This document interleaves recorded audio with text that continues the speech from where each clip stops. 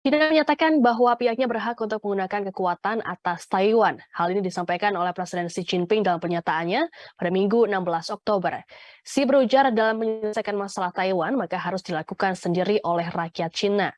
Sementara itu, juru bicara Partai Komunis Sun Yali mengatakan Beijing akan mengerahkan semua upaya untuk membawa Taiwan di bawah kendalinya secara damai. Namun ia mengatakan China tak akan mentolerir apa yang ia sebut gerakan menuju kemerdekaan penuh yang didukung oleh kelompok garis keras di pulau itu dan pendukung mereka di luar negeri. Diketahui Taiwan selama ini sudah memproklamirkan kemerdekaannya. Namun hal ini tak diakui oleh China. Beijing telah mengintensifkan klaimnya atas Taiwan sejak Tsai Ing-wen pertama kali terpilih sebagai presiden di Taiwan pada 2016.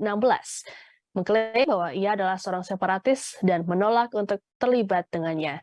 Ia telah berusaha untuk mengisolasi Taipei secara diplomatis dan telah berulang kali mengatakan bahwa penggunaan kekuatan adalah pilihan untuk membawa pulau itu di bawah kendalinya.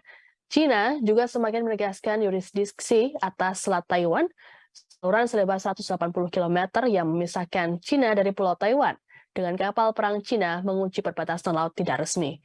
Amerika Serikat memiliki hubungan diplomatik dengan Beijing, namun berkomitmen untuk menyediakan sarana bagi Taiwan untuk mempertahankan diri meskipun tidak secara resmi mengakui pulau itu sebagai sebuah negara.